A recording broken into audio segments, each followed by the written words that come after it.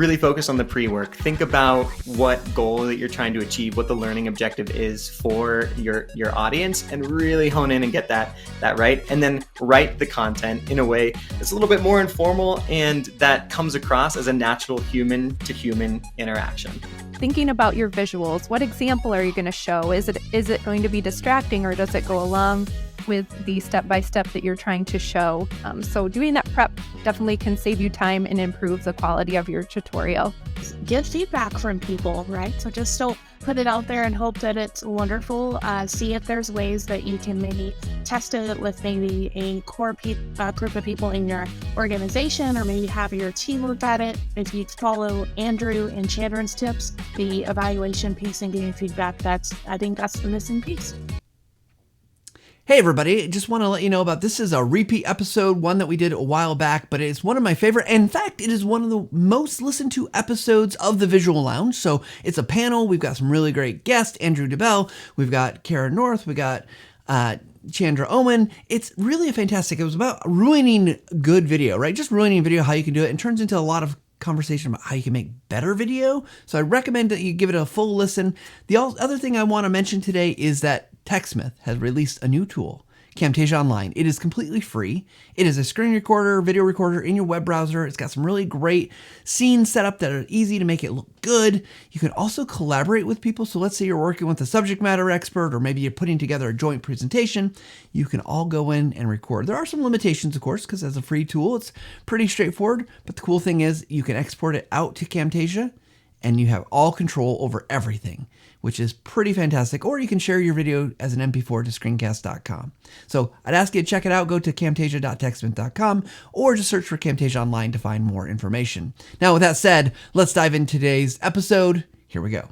So we've got a great panel of guests today. I'm just going to flash this up here. You can see their wonderful faces, and we're going to jump right in by introducing them and letting them actually talk and introduce themselves. So welcome to the Visual Lounge, everybody. Cara, Chandra, and Andrew.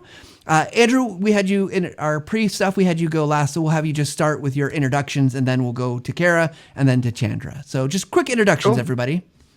Yeah, how's it going, everyone? I'm Andrew DeBell. I'm a learning experience strategist at Atlassian, and we focus on product training, so training customers on how to use tools like Jira, Confluence, and Trello. My expertise really blends integrated marketing and learning design, so coming in at that angle, and been making videos for a long time, probably the last 20 years or so. So glad to be here. Fantastic. Thanks for being here. Cara, how about you?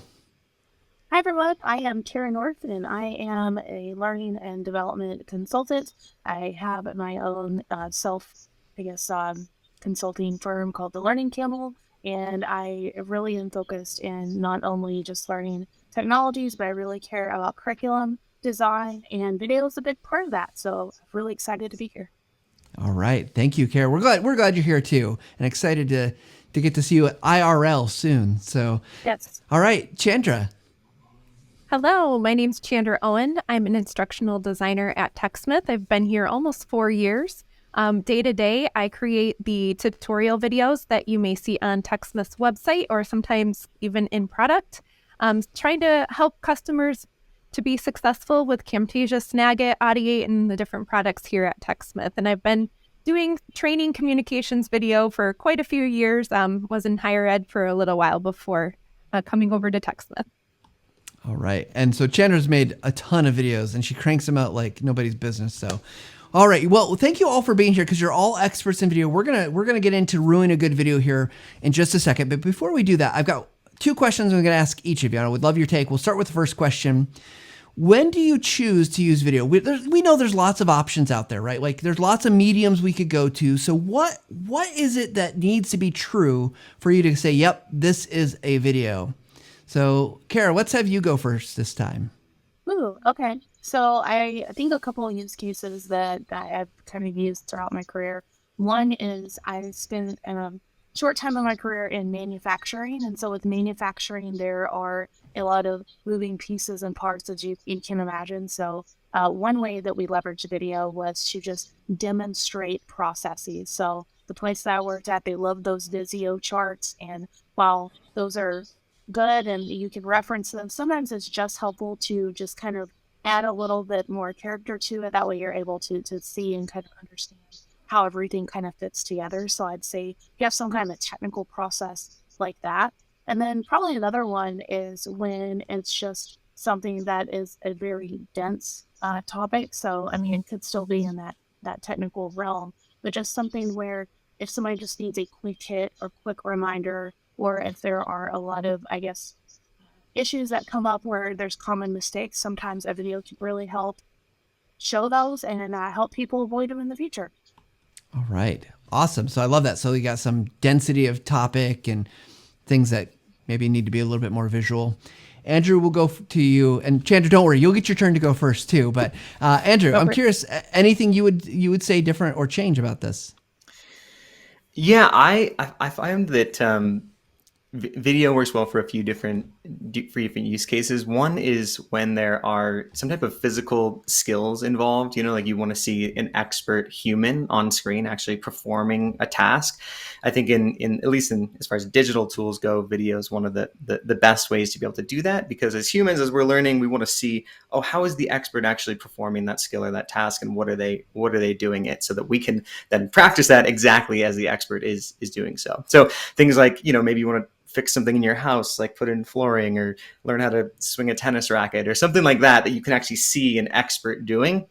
I find that video is a very helpful way to learn those types of skills. And the other is, real quick, is just on software tutorials. So I think that there's a lot of anything that's visual that you need to see visually on screen and then be able to do it on your own screen to be able to map those processes. I find that video is one of the best mediums to be able to do so. Yeah, awesome. Well, we are obviously fans of video tutorials at TechSmith. Like, that's what we do all day long. But I love this idea of this expert. Like this, it makes me think about YouTube and the rise of YouTube as like the second largest search engine out there, and all the things that are happening there. The role of having experts in our lives and the value of seeing that person is pretty powerful. So I love those answers. All right, Chandra, I can't imagine your answer is going to be much different than Andrew's second one, but I'm curious, what do you think for video? Yeah, for me, it's typically a process that has more than a couple steps. So, if the process is just right clicking and selecting something, I probably wouldn't need a video for that in most cases. But if there's quite a few steps involved, it's nice to be able to visualize and see the context especially with software type of videos.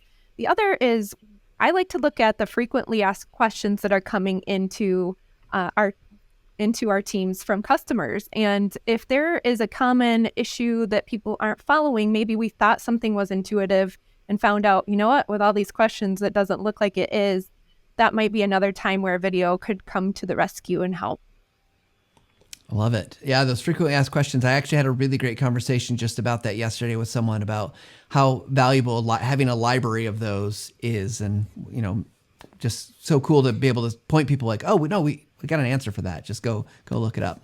Okay, so next question here, and this one's probably a little bit. We'll keep it to one thing.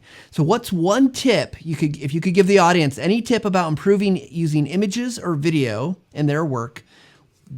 What tip would you give them? And Chandra, we'll let you have the honor of going first here. Maybe that's harder. I don't know. No, I've got an idea for you. I would say what I like to do is remove the noise. So if I have I'm recording my screen, I make sure I turn off my notifications. I try to simplify it as much as possible. We talk about SUI, or simplified user interface. So graphics where you can take maybe a snapshot or screenshot of your UI, and you can then take it into any photo editing software or Snagit or whatever you like to use, and cut out those maybe menus or extra text or things that you don't really need, and then bring that into a video editor and edit from there. So you're removing that extra distraction.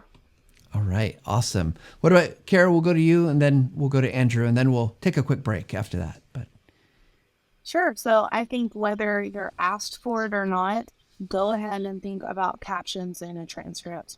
You never know when that will obviously come in handy. To me, I think it's an important part of the development process that so often gets skipped, and there's a lot of great tools that can help you build out captions quickly. I believe Anya does a great job with that. And then there's other things out there on the market. But even if you are not expected to do it, go ahead and add them in. And you can either burn them in or give it, can toggle to turn on or off. But I just think you already have the audio there. You might as well put it together because it's much easier to do it on the front end than retrofit. Yeah, love that. Accessibility, it's a big deal. We should do it. We should be better at it. Even if we can't do everything, at least start doing some. All right, Andrew, what about you? What's your tip? Yeah, my tip actually starts before you even get to any of the video editing or video production side. I think it's most important to do that pre-work and that planning. So starting with like one very simple learning objective of what you think the learner is going to get from this video, I think is the most important, and often sometimes just kind of skipped over and started in the production. And then along that, when you're writing the actual script, there's this sense of like the English language where like the written word is very different than the spoken word, right? And I think a lot of times we write scripts in the way that we would read something, but then when that's actually said out loud in a voiceover, it comes across as sort of overly formal, and I actually think it can be a barrier to the learning process. So that's my other tip, that it's writing in a way that's informal, that sounds actually as somebody would naturally be speaking this and actually teaching this to you, rather than writing it as it was to be read. Yeah, I love that. Keep it conversational, keep it natural. I happen to write like I talk, which is not good when you're trying to write something formal. But yeah, I love that tip. Well, thank you all for this great kind of first step here in our conversation. We're going to take a quick break and we'll be right back. Hey everybody, sorry for the quick interruption. I just wanted to tell you about two things. One, we'd love to have you subscribe to the show. Go ahead and click the bell if you're on YouTube. If you are on your favorite podcasting app, make sure we're into your feed so you never miss another episode. And two, go check out TechSmith Assets. If you haven't seen TechSmith Assets before, they are so awesome. So many great things in there. Not only can you get stock photos, stock music that you can use royalty free, there's also images. There are particular assets that work really well in Camtasia and Snagit. Stamps and custom intros, lower thirds, all those things to make a really great image or video or presentation. So go ahead, again, check out TechSmith Assets. That's at library.techsmith.com, or you can find it through Camtasia and Snagit. Now, back to the show. All right, everybody, welcome back. Okay, guest, panel, we are so excited. We're going to talk about ruining a good video. Let's just get right hard hitting here. Number one attribute, that thing you think ruins a good video. Like what's the biggest, your pet peeve? What destroys anything that you thought, oh, that would have been so good, but maybe it's something you've watched, maybe it's something you've done. I can share my pet peeve. It is, so think about when you want to find those recipes and you've got to like scroll through a million scrolls to get to the actual recipe. I feel the same way with tutorial videos when they have way too much, in the intro, that I'm just like, come on, just get to it. I just want to learn how to build this table, or I just want to learn this ukulele song. Just get to it. So that's my big pet peeve. So what I'm hearing you say, Chandra, we should put learning objectives at the beginning of every single video in this video, and it should be like 3 minutes long. Yeah, please don't do that. Okay. Other thoughts about this? Is this a pet peeve for everybody? Well, it's interesting that you bring that up, Chandra. That's like, I feel like also on YouTube, there's this sense of like, oh, if I make my videos longer, then more people will stay on the videos and stay on YouTube, and then YouTube will favor those videos. But then it ends up being like 7 minutes of like an unnecessary backstory until you get like those last 3 minutes is actually the information that you want. So I think that's like one of the downsides of these social platforms and Google and YouTube, and how they're prioritizing content. But if you're thinking about it from a learning perspective, I 100% agree with you. Getting straight to that's very specific information, and also along with that, setting a clear title of what the learner is going to learn from this information. I've seen that fairly often, where it's this like kind of ambiguous title where you're like, what am I actually going to learn by watching this video? So I always like to just be very straightforward and clear, even just using like how-to language most of the time, right? Like how to do this one thing, right? Because then like before even watching the video, the audience has a very clear understanding of what exactly they're going to learn before they even hit play. Well, I'll just add to that, Andrew. I think the thing that there's a misnomer out there that first 5 seconds, from a YouTube social video perspective matters so much, right? Like if you're not keeping people past 5 seconds, you get like, I don't know the algorithm, but you get dinged. And so like, it's like, yeah, we often think, oh, I'm going to set something up. It's like, no, pull me in, but give me the information right away. So I stick around, because that, Right. you want people to watch, but if I don't think it's valuable and 5 seconds in, I'm out of there. I'm gone. Right. All right. Well, let's go to another question. So oftentimes I think, we have these big things, like maybe we do the stories before our content. What's something that you think is small? Like, instead of the big mistakes, what's a small thing that can really just make something, otherwise not good, or make it hard to watch or hard to learn from? Any kind of things that you see people doing out there?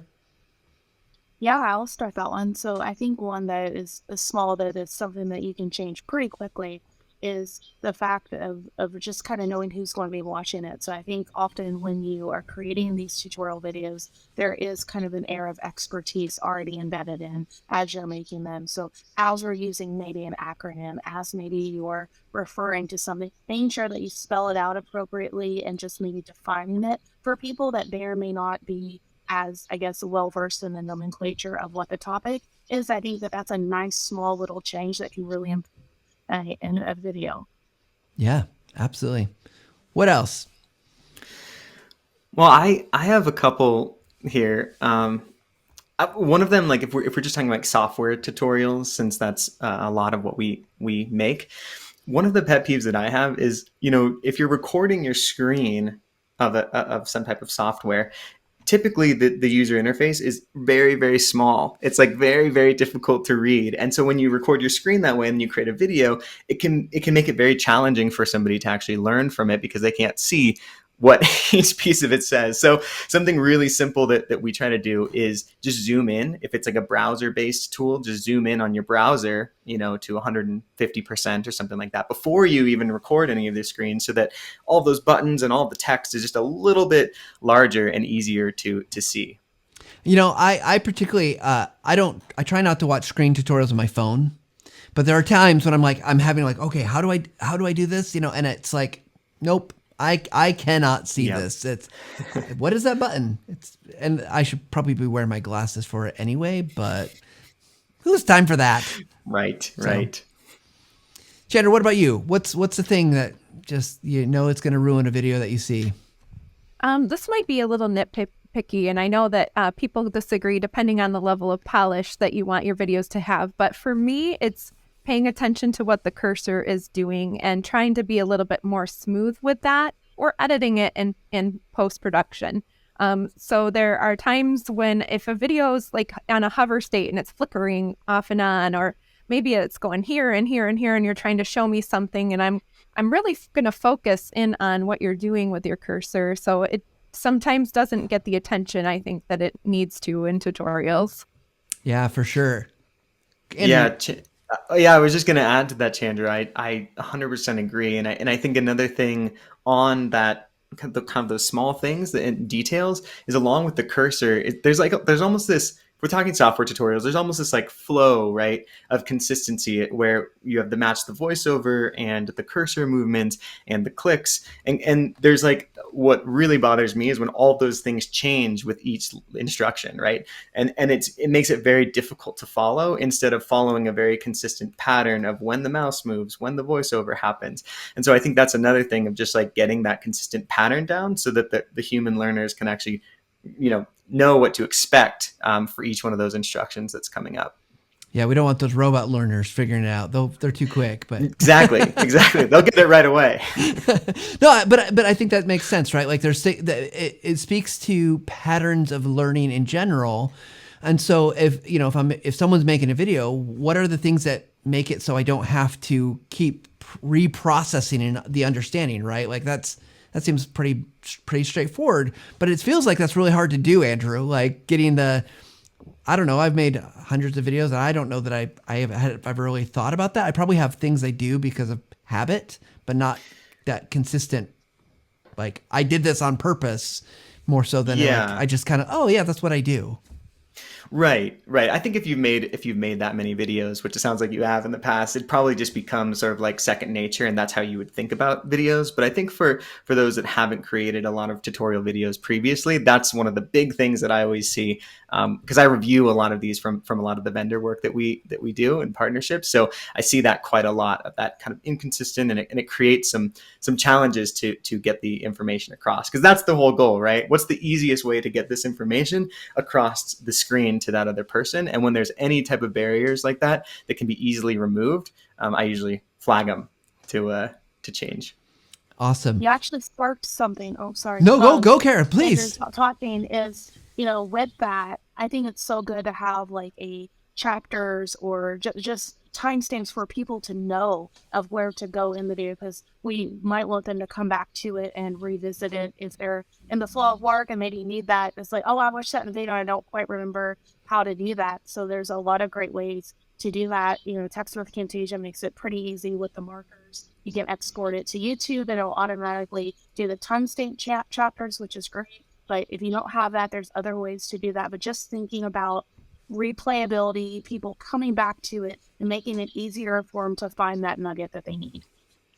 So, Cara, I promise this will all tie together, but a TechSmith study that we did called the Video Reviewer Study actually talks about the number one reason people stop watching videos is they got the information they needed, which means that probably they're going to want to come back and get the information. If you can make that easy for them, or they can point to their colleagues, that's just a benefit. The other thing that video study talks about is another, maybe a pet peeve that we all have, is audio. What's your views on, audio? Because particularly in this world where we live, where, a lot of people are remote, it used to be, we're not all in the office. We don't always have the home setup gear that I have, which is, a 4K camera, right? So not everybody has that. So from your perspective, from how important to you, all of you, is audio to your video outcomes?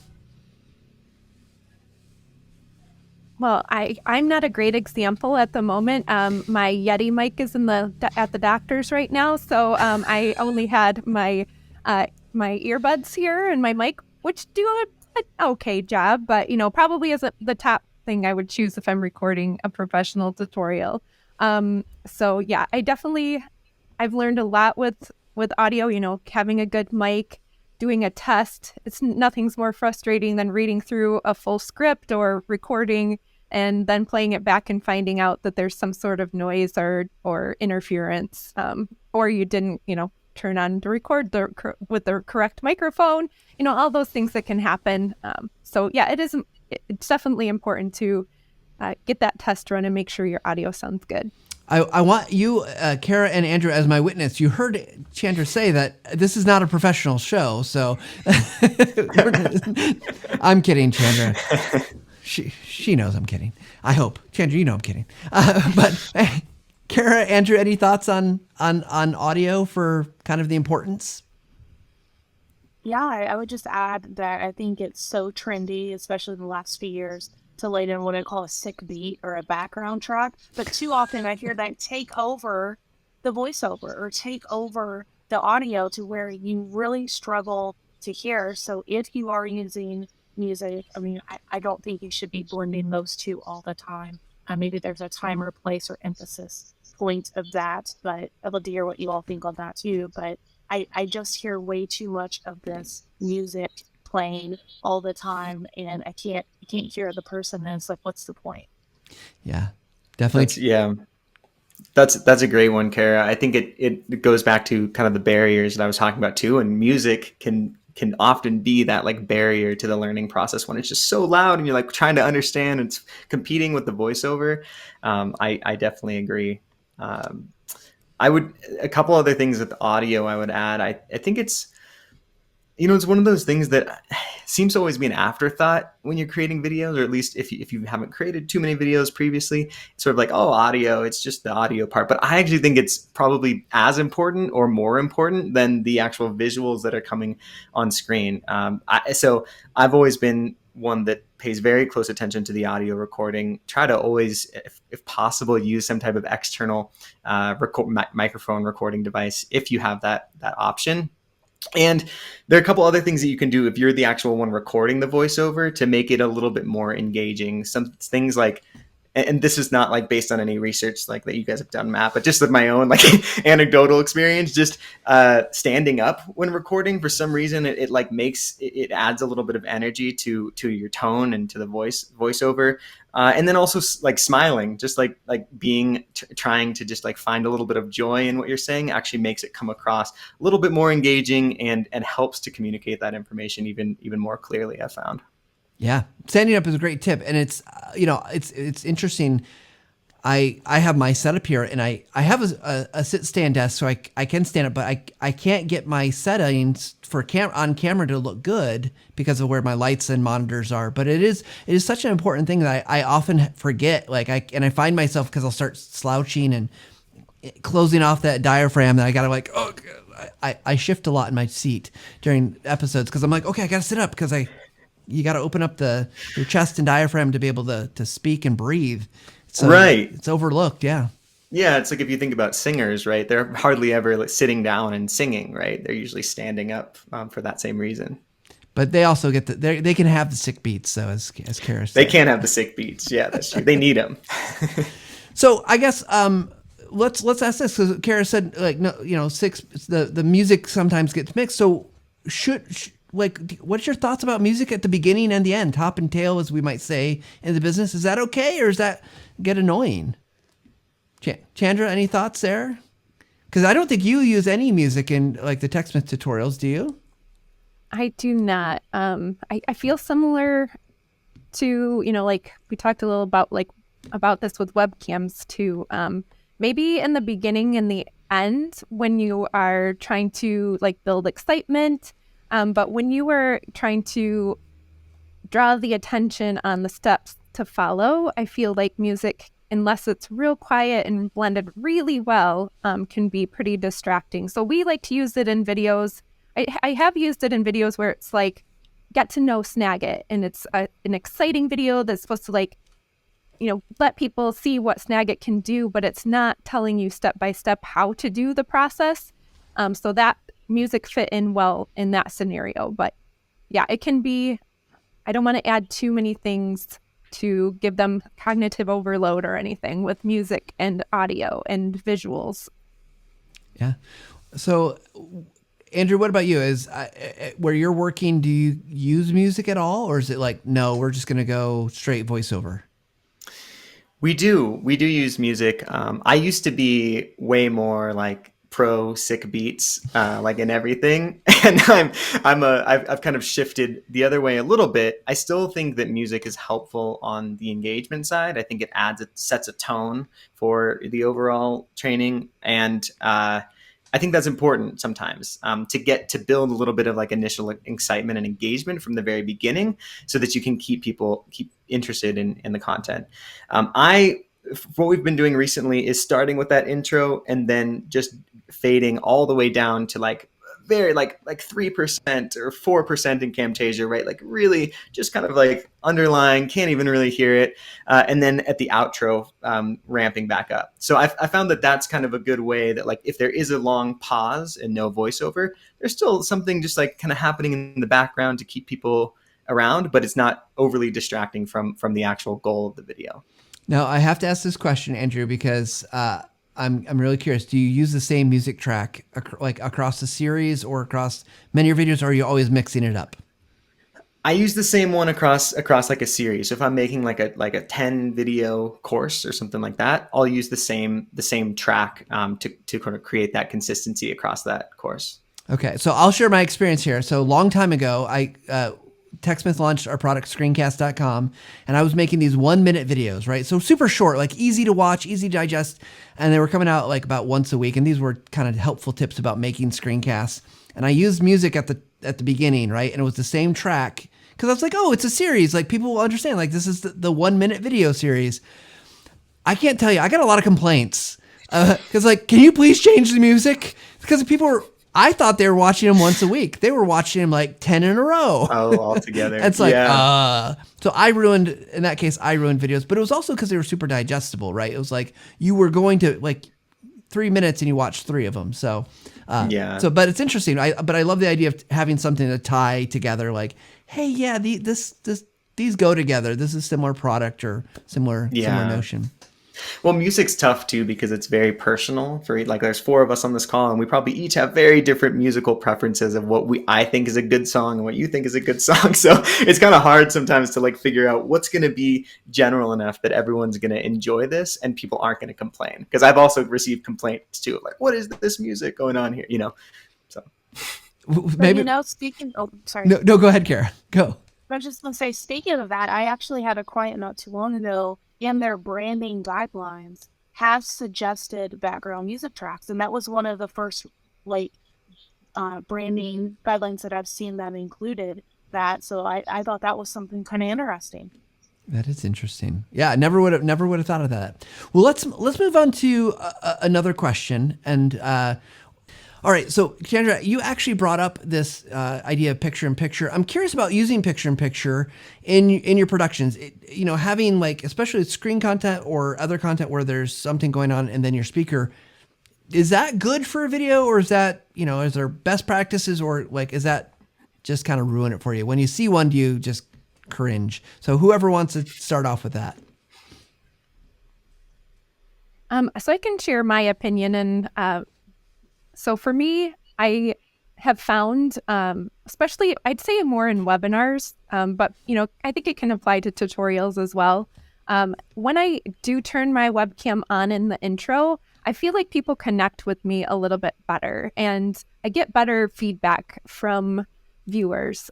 So I do think it is a nice element to add, especially like, hey, today we're going to learn, X, Y, and Z. And then personally, though, I would minimize or eliminate it when I'm getting to a point where I want them to focus on how to do something, like I'm showing them a how-to on the screen. And maybe I'd come back and appear towards the end in a conclusion. But that's my opinion. I just feel like if it's on there the whole time, it could potentially distract them or maybe even hide what you're trying to show them. Yeah, absolutely. Cara, any strong feelings about this? You're making a lot of videos for people, right? I am, yeah. I really kind of on the fence about it. I think it kind of like that last question about the music. I think it really can kind of depend on either like the culture of the organization, like who it's going to be. Is it totally inward facing? Is it an outward facing resource, right? Is it publicly facing for potential clients? So I actually totally agree with Chandra's approach. I think that's a great one to do, where you maybe welcome people, get that connection going, and then minimize and have them focus on the content in the video. So Chandra is spot on. Yeah. I did have one thing that came to mind that we do consider as well with picture-in-picture and tutorials, and that's localization. So if you're creating a video and you want to then translate it into a lot of different languages, that can be tricky when you have a face video and you can't just like replace the audio track type of fixes. Chandra, you don't speak German and French and Spanish and Italian and all the languages? Not as of now. It'd be amazing, but no. Yeah, for sure. Now, Andrew, you actually started us earlier on talking about like that connection. So for you, what are your thoughts? Should it be picture in picture, or do you have another approach? I think it's, yeah, I mean, I'm sort of like Cara, where I think this could go either way. It all depends on kind of the context and the goals that you're going for with what you're creating. But generally, I do stick with that sense of like that we're all conditioned in our education system growing up to learn from another human instructor, like a person standing up here and talking. So I think that it does help with adding that element, similar to what you said, Chandra, from starting from the beginning when you're on screen and you're sharing something. There's that human connection element that I think is very important. So I think if you have the resources and the capability and it matches with the goals of the video, I think it's very helpful. Yeah, excellent. Okay, 1 or 2 more questions, and then we'll go to our speed round. So this might be harder because we've all been making we make a lot of videos between us. It would be interesting to know the kind of the video count, but I know I still make mistakes. So what are some of the mistakes that you still tend to make that you think, oh gosh, it would have been a fantastic, awesome video, and it's like maybe not as good as it could have been because of kind of the thing that you keep maybe getting like I don't want to say wrong, but just it's like, it could be so much better. So what are the things that you're still working on? I'll tell on myself, I think my two biggest Achilles heels are frame rate and canvas size. So I will bring in like different assets and then try to mix them, or maybe I recorded, which I'm really bad about recording on one computer, recording on another. I know I need to be more homogeneous there, but that's just the way my brain works. Just roll with it. And then when I'm trying to piecemeal it all together, I'm like, oh my gosh, this is such a mess. So I often find myself trying to fix things in the back end, where I'll publish it and just be banking, oh gosh, I hope this looks good. But then I'll look at it and I see all these things wrong with it. And then I just go back to tweaking. So those are two of my personal problems when I'm putting things together that I still struggle with sometimes. And I just need to slow down. Really, that's my advice to myself: slow down and take your time when you're going through this. I can tell myself that, but then doing it's a different. Well, great advice. I love that. And especially when you do have multiple types of things bringing together, it's tough to make it look good, right? It's easier when it is uniform. So love that. Who's next? I could jump in. I have I think I tend to be sort of overly formal with video editing, and it ends up taking longer than it should, right? So I think there's this, and I want to be careful though, because I think there is a lot of detail orientation that's required in video editing, and you need to kind of be deep in it to produce something that's valuable. But there becomes a point where it's like, now you're just wasting your own time picking at these little tiny details in it when you could have got this out 2 weeks ago, right? So I think that's something that I'm trying to figure out, is how do I just kind of push this forward? Let's get this out. It doesn't have to be exactly perfect. No one's going to notice that tiny little thing, the way the transition happened in the top right corner. No one cares about that, So I'm trying to just do that and push myself to just get things out a little bit faster. Well, Andrew, you don't know this because we just met, but Chandra's husband is a video producer and video team manager at TechSmith, and I work with him very closely, and he will tell you, and I will tell you that for any video person out there like that does video professionally, a video project is never done. It is never finished. You just have to put okay, we just have to have an end state where we say this is where we stop, because there's always something to tweak. But such great advice, and something that I find myself, there's a lot of great detail work that needs to be done, but it can also be problematic because you can get caught in the loop of it's not perfect. And it will never be perfect, nor will ever truly be done. So great. I love it. All right, Chandra, what's the mistake you're making? Well, I can totally relate to what Andrew was talking about as well. How many times have we labeled our MP4 final, and then there's final 2 and final 3? But yeah, I would say my error, mistake, I'm still working on 2 pieces. One is assumed knowledge, and pacing is my second. So they kind of go together. So you have some feedback on some hands that are like, it was too slow for me as a viewers feel like it's too slow, or some people say, oh, it's too fast, I couldn't follow along. So it's trying to find that sweet spot of making sure you include enough information so that they know how to do the process or successfully, but not go through it too quickly, and not assume they already know pieces of it. So yeah, especially as the curse of knowledge continues to build in the years that you have experience, and sometimes it's hard. I talk about putting on my beginner goggles, am I watching this with those goggles or not, to make sure that anyone who's new to using the product can follow along. Yeah. Well, and it's also, I think, for anyone making software about tutorials about their own software or tools that they know very well, it's hard to also know, who are those people? What is it that they don't know and what they do know? So I love it. Love it. Well, here's what I think we're going to do. I think these have been wonderful answers. You guys are all fantastic. We're gonna wrap up the show with our speed round. So for those who don't know, our speed round is meant to be quick, short answers to quick questions. We actually have a special way to come up with those questions. We roll a die. So let's go ahead and jump into our speed round.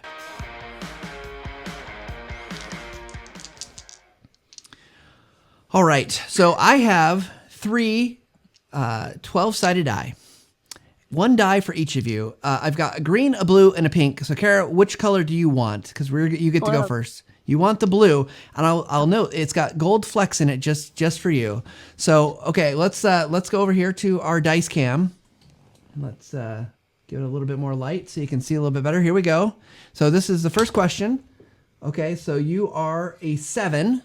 I'm gonna set that aside. Chandra, do you want a pink or a green? Go green. All right, green and white. Michigan State Spartans for Chandra. Oh, it rolled off. That's right. Well, it's gone. It rolled off. I think I can see it. It's a 1, so we're gonna go with 1. Okay. It's under my desk someplace. And then Andrew, you get the last one here, and you get a 6. So we got 7, 1, and 6. So we'll just come back over here. So, Cara, you were number 7. So you've done a lot in the learning development field, right? You've been in higher ed. You've worked in large corporations, managing teams. Now you're doing the solo thing, which is awesome. So if you had to shift careers out of the world of learning and development, what would you do? Oh, a professional video game streamer, for sure. Like, I would love to make money playing video games every day. Although I think at that point I probably wouldn't find them as fun. But if that didn't work out for me, I love to be a veterinarian because I love animals. So there you go. Look at that. You got plans. Good luck with the video game streaming. We'll just say that, we do know video games played at the same time as the live stream does affect the bandwidth. So That's true. gotta boost your bandwidth to be able to do both. So, all right, Chandra, your speedrun question is, where do you turn for inspiration?